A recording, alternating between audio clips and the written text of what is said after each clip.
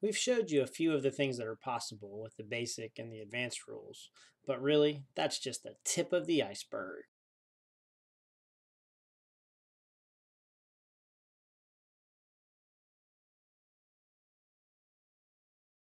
Some of the characters you see in the video are just stand-ins because the prototypes have not been created yet.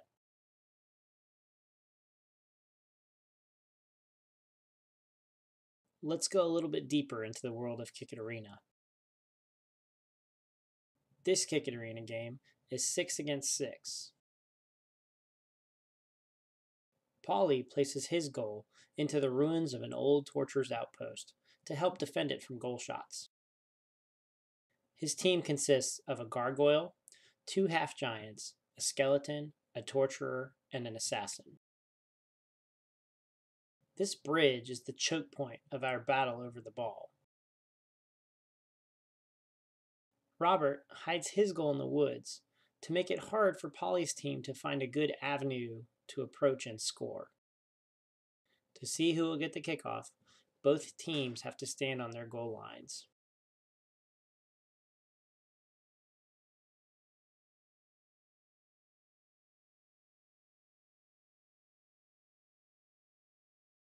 Robert chooses his teleport girl to try to get closest to the ball.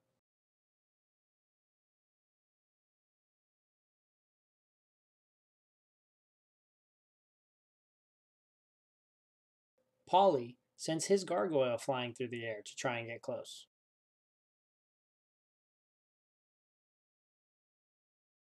Robert lines up for his second attempt and pushes his figure. He's still just a little bit short. Now Polly lines up his second try. And what do you know? Control.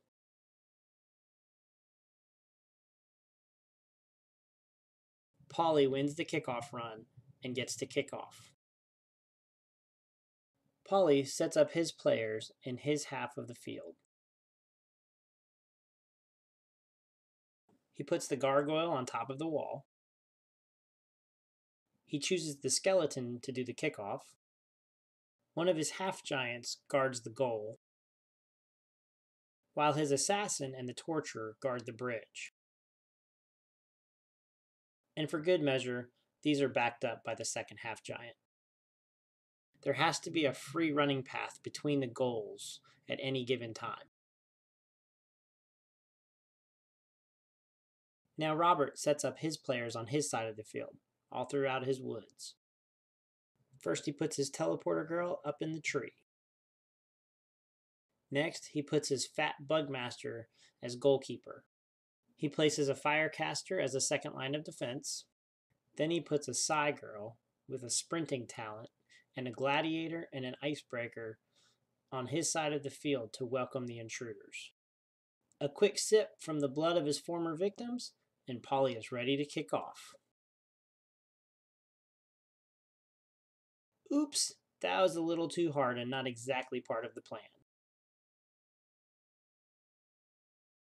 Polly has given Robert a chance to get ball control in Polly's half of the field. Robert's teleport doesn't really put him in a good position to take advantage of Polly's mistake. Now Robert's teleport girl really needs some backup.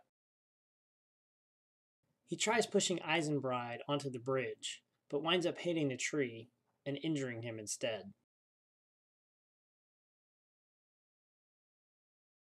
Polly places him on the sidelines to get patched up. For his first action, Polly chooses just to let the gargoyle glide down and get control of the ball. He then moves his half-giant out of the goal to help out with some defensive passing. For his first action, Robert chooses to reload his teleport. Always a good thing in a huge arena. And then with his second action, he moves one of his figures to cover Polly's skeleton.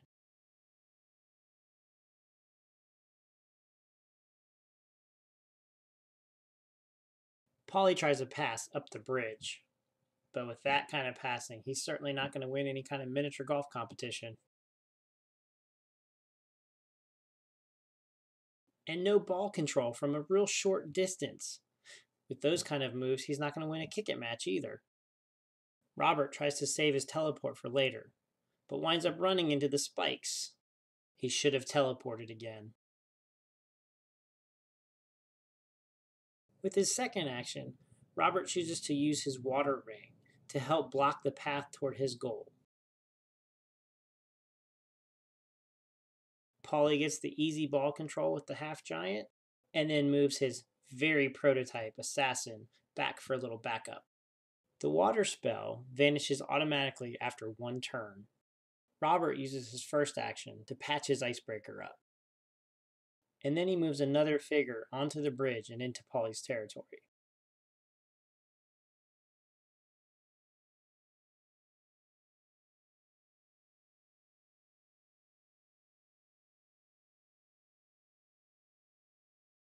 Okay, with that kind of shot, Paulie might just win some miniature golf matches, and maybe even a KiCKeT arena battle.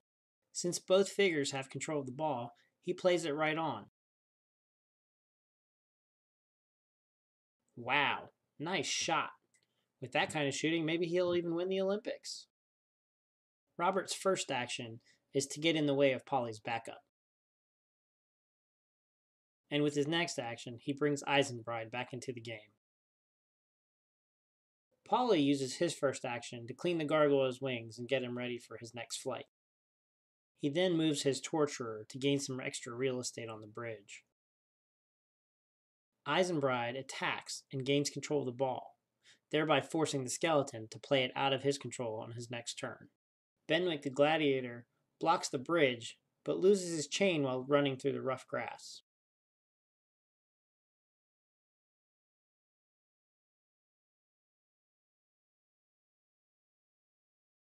But Benwick's move won't block the gargoyle.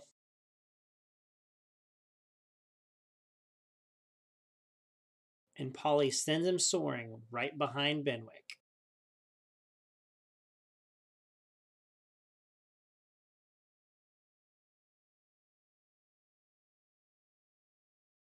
Paulie's pass is a decent one, but it leaves Robert some room to get ball control. First, Robert tries to cover the ball in fire. Next, he tries to knock the ball even further away with the ice. Unfortunately, the ice cast just slightly hits the gargoyle's wing. In the advanced rules, Eisenbride would get a time penalty. But we sort of forgot that here and just set everything back like in the basic rules. With the ice and the fire out of the way, Paulie is able to easily get control of the ball with the gargoyle. And then he sends his skeleton along to help out.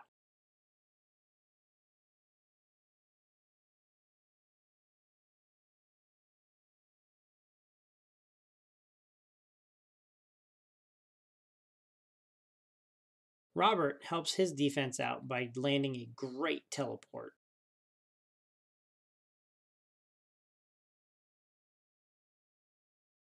And follows that with a fantastic run by Benwick to gain control of the ball. Gaining control of the ball will force the gargoyle to play the ball during Paulie's next turn. The good news for Paulie is that his skeleton is right near his gargoyle, and they're not far from the goal.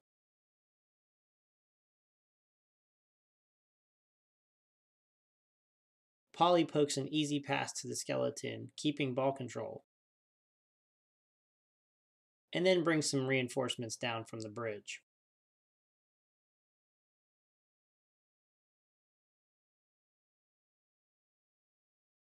Robert comes up just short in his attempt to get ball control from Paulie. Getting ball control would have kept the pressure on.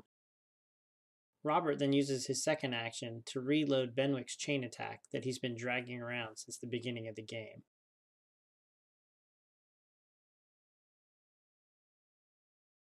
Paulie tries to push ahead toward the goal with the gargoyle, but touches the fire and so loses his second action.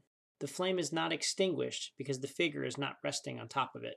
Robert pushes Benwick into position for a tackle.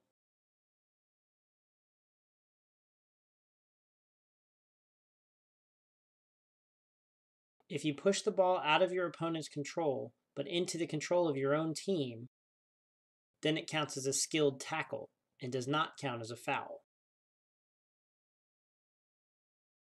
But that was not skillful. Foul, Robert. His teleport girl gets a time penalty. And to top it off, Robert's tackle passed the ball into Polly's torturer's control area, so he can continue to play the ball. A pass into the open field and a short jog with the skeleton, and Polly keeps control of the ball.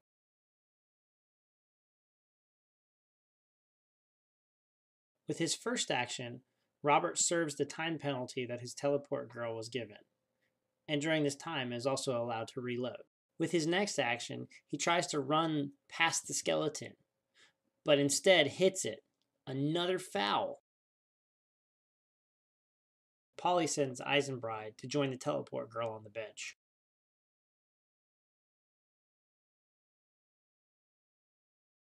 He now reloads his gargoyle's wings with his first action, and finally gets the torturer and his trident across the bridge. Benwick immediately welcomes him with his chain attack. Man, that's close. But the torturer and his trident are not touching the ground, so it's not a foul yet. Now Robert's side girl has to come a long ways back to help out on defense.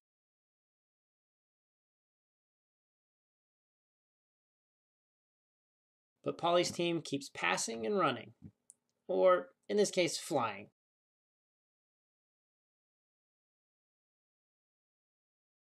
Polly wanted to curve around the tree, but it drifted on him a little bit. He probably forgot to factor the wind in.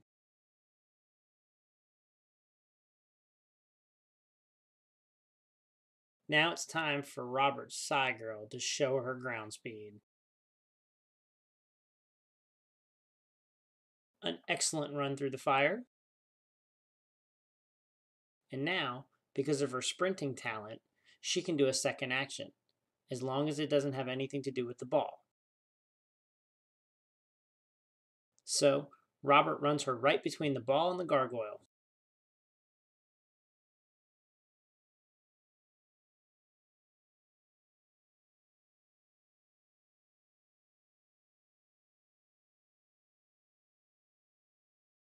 Now let's see how hard this skeleton can pump his bony little legs.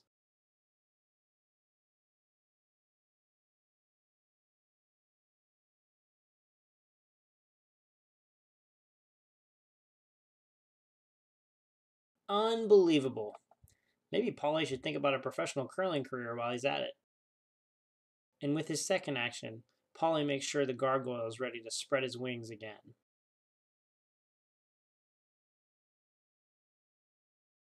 First, Robert pushes in to put some pressure on the ball.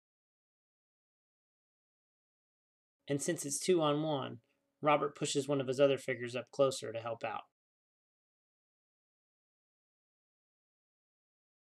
But Polly just keeps playing the ball towards Robert's goal.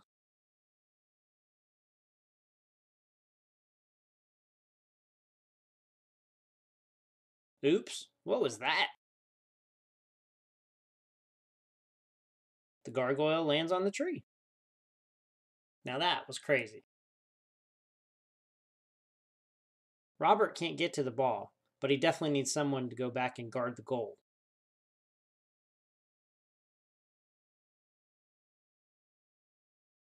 Robert knows that Polly will not jump down to the ball and risk injuring his gargoyle. He would rather reload the wings and then run with the skeleton towards the ball. Because of that, he knows it's a good time to unleash the bugs and block the way.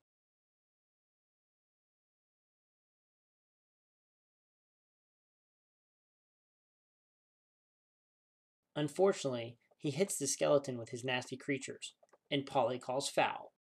Time for the Bugmaster to serve his time penalty. Far, far away.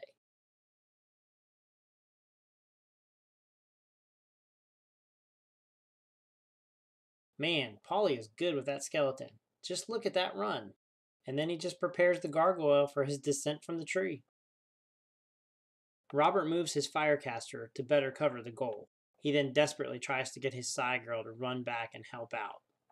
Amazingly, she doesn't touch the ground with her head, so no injury. Even though it had started to get dark outside, Polly was able to line up a shot and score.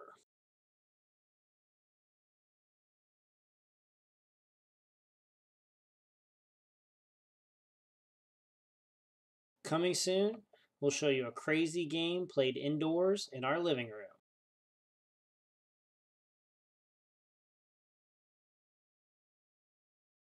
And a little bit later, the impossible chaos of a game with 3 goals.